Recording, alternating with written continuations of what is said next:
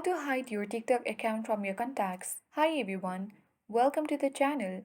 This is Rose, and without further ado, let's dive right into the video. Launch TikTok app and sign into your account. Head towards profile icon at bottom right.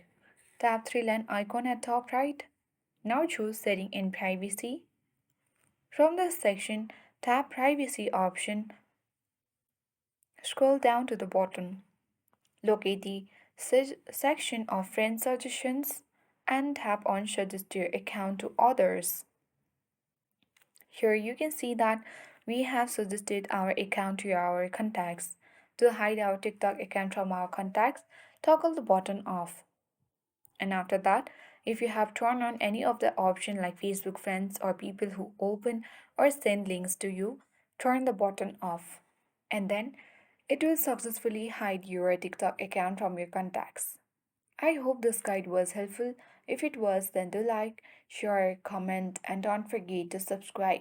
Thanks for watching and see you in the next video.